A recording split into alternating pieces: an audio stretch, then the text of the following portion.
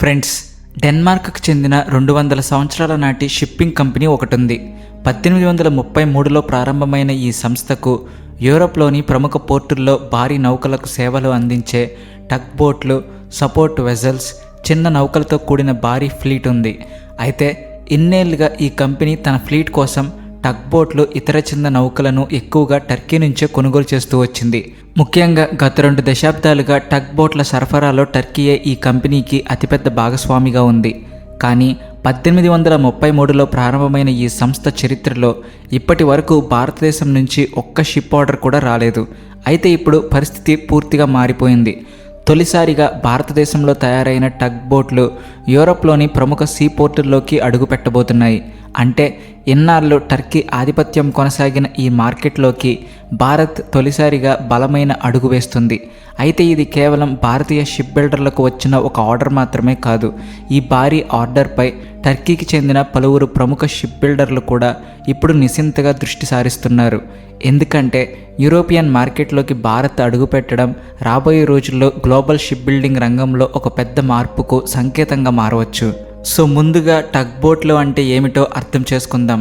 Friends, tug boat అనేది పరిమాణంలో చాలా చిన్నదిగా కనిపిస్తుంది, కానీ ఇది చాలా శక్తివంతమైన నౌక. ఇవి భారీ నౌకలను లాగడం, నెట్టడం మాత్రమే కాకుండా పోర్టుల్లో వాటిని సురక్షితంగా కదిలించడం కూడా కీలక పాత్ర పోషిస్తాయి. అంతేకాదు భారీ కంటైనర్ షిప్లు, ఆయిల్ ట్యాంకర్లు వంటి నౌకలు వాటి భారీ పరిమాణం కారణంగా పోర్టుల దగ్గర సులభంగా మలుపులు తిప్పలేవు. సో ఇలాంటి సమయంలో టగ్ బోట్లు రంగంలోకి దిగుతాయి. ఇవి పెద్ద నౌకలను డాక్ దగ్గరకు తీసుకురావడం, సురక్షితంగా నిలపడం, అవసరమైనప్పుడు డాక్ నుంచి బయటకు తీసుకురావడం, అలాగే ఇరుకైన ప్రాంతాల్లో సరైన దిశలో కదిలించడంలో సహాయపడతాయి. అంటే ఒక పెద్ద నౌక సురక్షితంగా పోర్టులోకి వచ్చి తిరిగి బయటకు వెళ్లడంలో టగ్ బోట్ ఒక చిన్న నౌకలా కనిపించిన దాని పాత్ర మాత్రం చాలా పెద్దది. అయితే ఈ కేటగిరీకి చెందిన టగ్ బోట్లే ఇప్పుడు భారత్లో తయారైన యూరోపియన్ పోర్టులకు వెళ్లనున్నాయి. ఫ్రెండ్స్, 200 ఏళ్ల చరిత్ర కలిగిన ఈ డెన్మార్క్ ఆధారిత కంపెనీ పేరు స్విట్జర్ గ్రూప్. ఈ సంస్థ ఇటీవల భారత్కు మొదటిసారిగా మొత్తం 8 టగ్ బోట్ల ఆర్డర్ని ఇచ్చింది. వీటిలో 4 టగ్ బోట్లు బయోఫ్యూయల్ ద్వారా నడుస్తాయి. వీటిని తయారు చేసే బాధ్యతను భారత్కు చెందిన Swan defence and heavy industries లిమిటెడ్కు అప్పగించారు. ఇక మిగిలిన 4 టగ్ బోట్లను కొచ్చిన్ షిప్ యార్డ్ తయారు చేస్తుంది. కానీ ఇవి ఎలక్ట్రిక్ పవర్డ్ బోట్లుగా ఉండబోతున్నాయి. అయితే ఇప్పటి వరకు వచ్చిన రిపోర్ట్స్ ప్రకారం ఈ మొత్తం ఆర్డర్ విలువ సుమారు 500 కోట్లుగా పేర్కొనబడింది. అయితే ఈ 500 కోట్లు ఈ 4 టగ్ బోట్ల విలువ లేదా మొత్తం 8 టగ్ బోట్ల విలువ అనేది ఇంకా స్పష్టంగా తెలియదు. అయితే ఇక్కడ అత్యంత ఆసక్తికరమైన విషయం ఏమిటి అంటే ఈ డెన్మార్క్ కంపెనీ ఈ ఆర్డర్ కోసం నేరుగా భారతీయ షిప్ బిల్డర్లను సంప్రదించలేదు. మొత్తం 18 టగ్ బోట్ల నిర్మాణం కోసం ప్రపంచవ్యాప్తంగా గ్లోబల్ టెండర్ను విడుదల చేసింది. అంటే భారతీయ షిప్ బిల్డర్లు టర్కీతో పాటు ఇతర దేశాల షిప్ యార్డులతో కూడా తీవ్ర పోటీ పడాల్సి వచ్చింది. కానీ ఆ పోటీలో తమ సామర్థ్యం, నాణ్యత, ధర, నిర్మాణ సామర్థ్యాన్ని నిరూపించుకుని చివరకు ఈ భారీ ఆర్డర్ను భారత్ దక్కించుకుంది.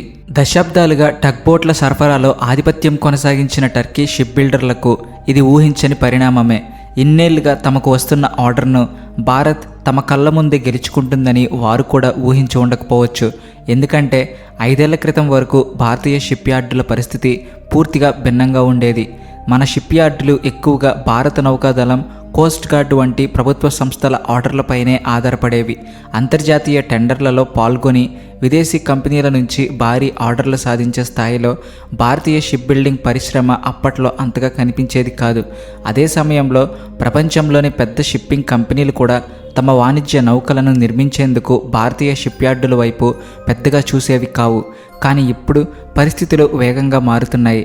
ఇటీవలే ప్రపంచంలోని ప్రముఖ షిప్పింగ్ కంపెనీల్లో ఒకటైన మాక్స్ తొలిసారిగా 1000 కంటైనర్ సామర్థ్యం కలిగిన నౌకల నిర్మాణానికి భారతీయ కంపెనీకి ఆర్డర్ ఇచ్చింది. మరో దిగ్గజ షిప్పింగ్ కంపెనీ CMA CGM కూడా తొలిసారిగా తన ఫ్లీట్ కోసం నౌకల నిర్మాణ ఆర్డర్ను కొచ్చిన్ షిప్ యార్డ్కు ఇచ్చింది. అంతేకాదు నేను పైన పేర్కొన్న స్వాన్ డిఫెన్స్ సంస్థకు కూడా ఈ ఏడాది జనవరిలో నార్వేకి చెందిన ఒక కంపెనీ నుంచి 6 కెమికల్ ట్యాంకర్లను నిర్మించే ఆర్డర్ లభించింది. సో ఫ్రెండ్స్, ప్రస్తుతం గ్లోబల్ షిప్పింగ్ మార్కెట్లో భారత్ వాటా 1% కంటే తక్కువగానే ఉంది. మరియు షిప్ బిల్డింగ్ రంగంలో మన ప్రపంచ స్థాయి ర్యాంకు 15వ స్థానం కంటే దిగువన ఉంది. ఇటీవల ఈ వాటాను 5%కి పెంచే లక్ష్యంతో షిప్ బిల్డర్ల కోసం ఇన్సెంటివ్ స్కీమ్లను తీసుకొచ్చారు. కేవలం భారతీయ షిప్ బిల్డర్లే కాకుండా జపనీస్, కొరియన్ మరియు యూరోపియన్ షిప్ బిల్డర్లను కూడా భారత్లో షిప్ కన్స్ట్రక్షన్ ఇండస్ట్రీని నెలకొల్పడానికి ఆహ్వానిస్తున్నారు. ఇంకా సంతోషకరమైన విషయం ఏమిటి అంటే షిప్ల నిర్మాణంలోనే కాదు, వాటికి అవసరమైన మెరైన్ ఇంజిన్ల తయారీలో కూడా భారత్ ముందుకు అడుగులు వేస్తుంది. కొన్ని భారతీయ కంపెనీలతో పాటు అంతర్జాతీయ తయారీ సంస్థలు కూడా భారత్లోనే మల్టీ మెగావాట్ సామర్థ్యం కలిగిన మెరైన్ ఇంజిన్లను తయారు చేసే అవకాశాలను కూడా పరిశీలిస్తున్నాయి. కాబట్టి ఇది భారతదేశానికి ఒక గొప్ప విషయమే అని చెప్పుకోవచ్చు. ఇక నెక్స్ట్ అప్డేట్ గురించి మాట్లాడుకుంటే ఫ్రెండ్స్, ప్రపంచంలో ఇండోనేషియా అతిపెద్ద స్టీల్ దిగుమతి చేసుకునే దేశాలలో ఒకటి. తన అవసరాలకు కావలసిన 55% స్టీల్ను ఇండోనేషియా ఇతర దేశాల నుండి దిగుమతి చేసుకుంటుంది. కానీ ఇండోనేషియా దిగుమతి చేసుకునే దేశాల జాబితాలో భారతదేశం చాలా వెనుకబడి ఉంది. ఇండోనేషియా మొత్తం దిగుమతి చేసుకునే స్టీల్లో కేవలం 3% మాత్రమే భారత్ నుండి వెళ్తుంది. మరోవైపు స్టీల్ విషయంలో కూడా భారత్కి ఒక ఆసక్తికరమైన మార్పు ఎదురు కాబోతుంది. ప్రస్తుతం భారత్ స్టీల్ను ఉత్పత్తి చేయడమే కాకుండా ఇతర దేశాలకు ఎగుమతి కూడా చేస్తుంది. మన దేశ అవసరాలకు కావలసిన స్టీల్ను కూడా పెద్ద మొత్తంలో మనమే తయారు చేసుకోగలుగుతున్నాం. కానీ ఇప్పుడు ఈ పరిస్థితి పూర్తిగా మారబోతుంది. ఎందుకంటే భారత్ ఇండోనేషియాకు స్టీల్ ఎగుమతి చేయడానికి బదులుగా ఇకపై ఇండోనేషియా నుంచే స్టీల్ దిగుమతి చేసుకోబోతుంది. అంటే తన స్టీల్ అవసరాలను తనే తీర్చుకోలేని ఒక దేశం నుండి భారత్ స్టీల్ దిగుమతి చేసుకోబోతుంది. అయితే ఇక్కడే ఒక ఆసక్తికరమైన మలుపు ఉంది. అదేమిటంటే భారత్ ఇండోనేషియా నుండి కొనుగోలు చేసే స్టీల్ను ఇండోనేషియాలోనే మన కోసం మనమే తయారు చేసుకుంటాము. ఈసారి ఒక భారతీయ కంపెనీ ఇండోనేషియాలో స్టీల్ ఉత్పత్తిని ప్రారంభించబోతుంది. ఈ కంపెనీ పెద్ద పెద్ద నిర్మాణాల నుండి భారీ నౌకల వరకు కావలసిన ప్రత్యేకమైన స్టీల్ను సరఫరా చేస్తుంది. అయితే స్టీల్ తయారీతో పాటు నేటి ఈవీ బ్యాటరీలలో కూడా నికెల్ పాత్ర చాలా పెద్దది. భారత్ వేగంగా ఈవీ వైపు అడుగులు వేస్తున్నందున మనకు నికెల్ అవసరం చాలా ఎక్కువగా ఉంది. సెయిల్ కంపెనీకి తక్కువ ధరకే నికెల్ సరఫరా సులభంగా లభించడానికే ఈ కొత్త స్టీల్ ప్లాంట్ను ఇండోనేషియాలో ఏర్పాటు చేస్తున్నారు. చవకైన నికెల్ అంటే తక్కువ ఉత్పత్తి ఖర్చు మరియు మార్కెట్లో ఎక్కువ పోటీ ఇచ్చే సామర్థ్యం లభిస్తాయి. కాబట్టి ఈ జాయింట్ వెంచర్ ద్వారా ఇండోనేషియాలో ఉత్పత్తి అయ్యే స్టీల్లో మెజారిటీ భాగాన్ని సెయిల్ భారత్కు దిగుమతి చేసుకుంటుంది. ఈ స్టీల్ స్లాబ్లను భారత్ తయారీదారులకు విక్రయిస్తారు. గడిచిన 5 ఏళ్లలో భారత్లో స్టీల్ ఉత్పత్తి 42% పెరిగింది. కానీ దీనికి పోటీగా స్టీల్ డిమాండ్ ఏకంగా 55% పెరిగింది. అందుకే దేశీయ మార్కెట్లో స్టీల్ ధరలు విపరీతంగా పెరిగాయి. అయితే ఇండోనేషియాతో చేతులు కలపడానికి సరుకు కొరతే కాకుండా అంతకంటే పెద్ద కారణం కూడా ఉంది. అదే అంతర్జాతీయ మార్కెట్లో చైనా నుండి వస్తున్న తీవ్రమైన పోటీ. ఫ్రెండ్స్, భారత్ తన స్టీల్ని ఎక్కువగా యూరోప్కే ఎగుమతి చేస్తుంది. అయితే అక్కడి మార్కెట్లలో చైనా నుండి భారత్కు తీవ్రమైన పోటీ ఎదురవుతుంది. చైనా అత్యంత భారీ స్థాయిలో స్టీల్ను ఉత్పత్తి చేయడం వల్ల వారి తయారీ ఖర్చు చాలా తక్కువగా ఉంటుంది. దాంతో తక్కువ ధరల వద్ద స్టీల్ను అమ్ముతూ అంతర్జాతీయ మార్కెట్లలో భారతీయ కంపెనీలకు చైనా పెద్ద సవాలుగా మారింది. సో ఈ పోటీని సమర్థవంతంగా తట్టుకోవడానికి భారత్ ఒక వ్యూహాత్మక అడుగు వేస్తుంది. ఇండోనేషియా వంటి ముడి సరుకులు సమృద్ధిగా ఉన్న దేశాలతో భాగస్వామ్యం కుదుర్చుకుని స్టీల్ తయారీకి అత్యంత కీలకమైన నికెల్ మరియు ఇతర పారిశ్రామిక మూలకాల సరఫరాను తక్కువ ధరకే శాశ్వతంగా ఖాయం చేసుకుంటుంది. ఇలా ముడి సరుకుల ఖర్చు తగ్గడం వల్ల మన స్టీల్ తయారీ ఖర్చు కూడా గణనీయంగా తగ్గుతుంది. దీనివల్ల విదేశీ మార్కెట్లలో చైనా స్టీల్కు పోటీగా మన ఉత్పత్తులను కూడా న్యాయమైన పోటీ ధరలకే అందించడం భారత్కు సాధ్యమవుతుంది.